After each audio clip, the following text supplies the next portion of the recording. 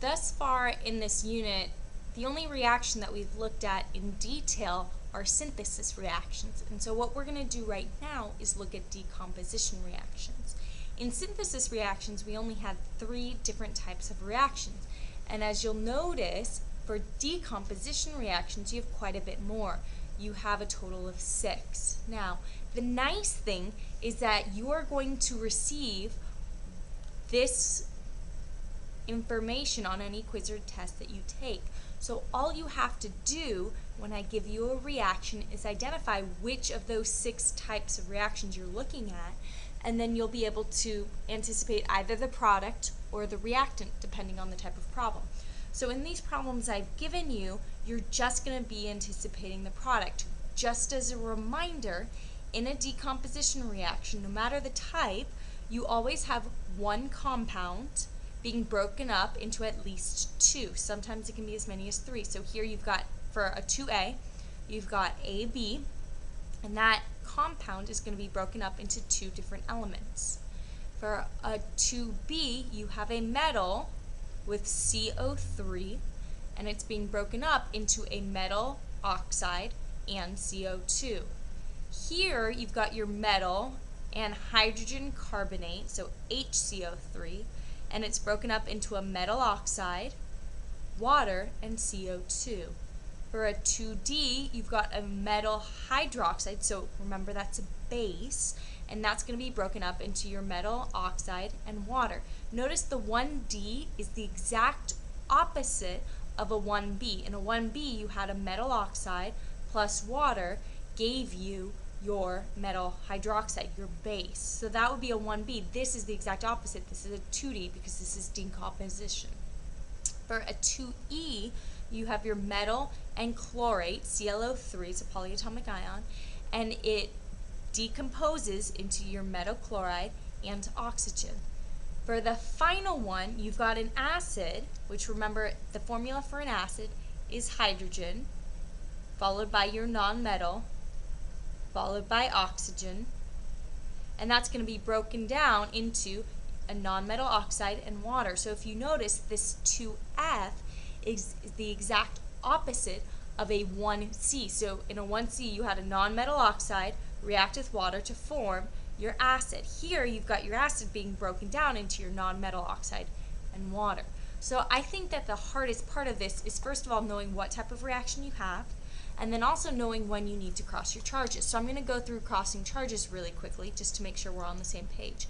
I'm going to highlight, and I would recommend you highlight, all of the compounds that you need to cross charges for if you're going to form them. So for example, if I were to ask you to form AB, okay, if I gave you A and B and asked you what this would be, you need to cross your charges for this guy. Okay? For your metals and CO3, you need to cross charges. Whenever you're creating your own new compound, and an ionic compound, you need to cross charges. So for this one, you need to cross charges. If I asked you instead to make your metal oxide, you need to cross charges for that. For this one, your metal and your hydrogen carbonate, you would need to cross charges to create that. For your metal oxide, you would need to cross your charges. Notice, for CO2, H2O, and CO2, those are already given to you, so you do not need to cross charges for that. For your 2D, metal hydroxide, you've got to cross charges. For your metal oxide, you've got to cross charges. Remember, for water, it's already given to you, so you will not need to cross charges. For your 2E, you need to cross charges with your metal and chlorate, and you need to cross charges for your metal and chloride, not for oxygen. For this last one, for your 2F, remember, for a 1C, you did not cross charges, you actually balanced as you went, and so that's going to be the same case for this one. You're going to balance as you go.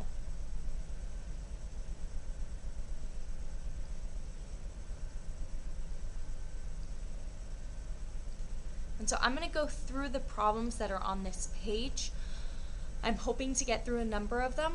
We'll see. I'm just going to try and give you as many examples as I can give you so that you can feel confident with the material. So for number 1, if you notice, you've got your metal, sodium, Na, and you have CO3, carbonate. So if you look through this list, this is an example of a 2B. You have a metal and CO3. So I'm first going to write 2B. Then my two products are going to be my metal and oxygen and CO2. So I'm really quickly going to write and CO2 because that will always be CO2, so I don't even need to think to write that. I do need to cross my charges for my metal and oxygen. Now, my metal in this case is sodium. And then I'm going to cross that with oxygen. Now, oxygen has a 2- charge, so that 2- charge is going to be the subscript for Na. Sodium has a +1 charge, so that will be the subscript for oxygen, but remember, I don't need to put a 1 because it's implied. The last thing that I need to do for this reaction is I need to make sure it's balanced. So I have 2 NAs, I've got 2 NAs, I've got 1 carbon, 1 carbon, I've got 3 oxygens here, I've got 1 + 2, 3 oxygens there. So I'm good and I'm balanced. For the next problem, I have lithium chloride. So if you look at all of your different examples, if you notice, this is a 2E. I've got lithium as my metal and ClO3. So I'm going to write this is a 2E. If you look, you've got two products for this. You've got your metal and chlorine and oxygen. So I'm going to write behind this, I'm first going to write oxygen. Remember, the order in which you put these does not matter. So I could write CO2 plus Na2O, it doesn't matter. But I'll just write it like this, I'll follow the pattern. Then my other product is going to be my metal and chlorine. I have to cross my charges in order to create this. So my metal is lithium in this case, and Cl is my nonmetal. Lithium has a +1 charge, chlorine has a -1 charge, so when you cross your charges, it would be a 1 here and a 1 here, so I leave it. Now, I need to balance. That's my last step. So if you notice right now, I've got 1 lithium here, I've got 1 lithium here, so I'm good with that. I've got 1 Cl here, I've got 1 Cl here, so I'm good with that. However, I have 3 oxygens here and 2 here. So I need to balance that. I need 2 and 3 to be equal to each other. In order to do that, I need 6 oxygens. So I'm going to put a 3 here, and then I am going to put a 2 here to make it 6 oxygens, but then that messes up my lithiums and my chlorines. Now I have 2 lithiums, so I've got to put a 2 here. Remember, for balancing, it would be a lot easier to put subscripts like LiCl2 or change this 2 to a 6 so I wouldn't have to change anything, but you can't do that. You can't change the identity of the compound you're dealing with. Instead, you can only put coefficients in front because that does not change the identity of the compound you are dealing with. I'm going to do about 2 more and then I'm going to call it quits. For number 3, if you look at it, I've got 1 element and a second element. I've got Na and I've got Cl. So if you look through your list, none of these apply. It's actually going to be a 2A because I've got 2 different elements. So it's a 2A, and in a 2A you just break the elements apart. So NaCl would break apart into sodium, Na.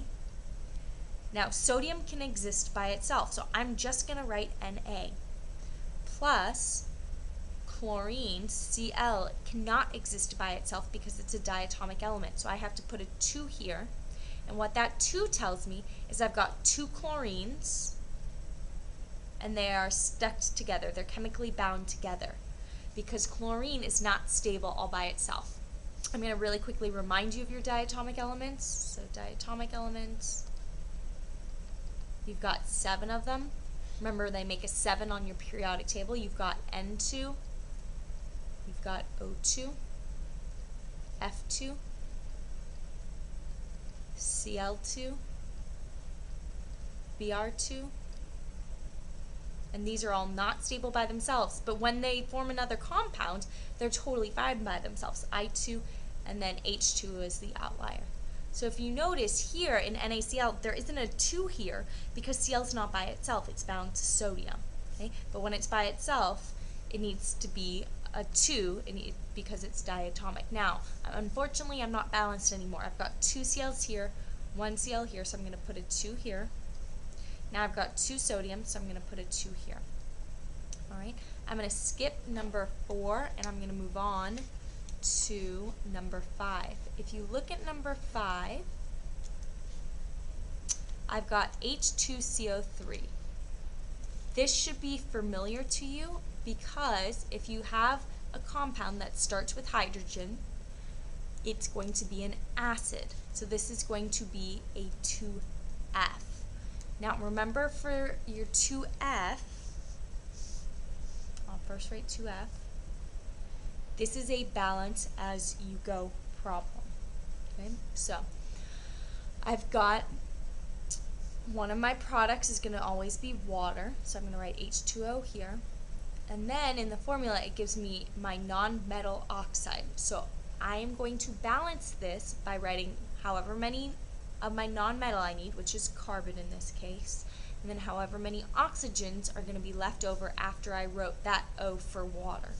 So in this case, my non-metal is carbon. There's only one of them, okay, not three. There's a one, implied one right here. And then for oxygen, since there's already one here, I need 2 to balance. Alright, so check the portal for the additional problems that I want you guys to complete, but otherwise that's all I have for you.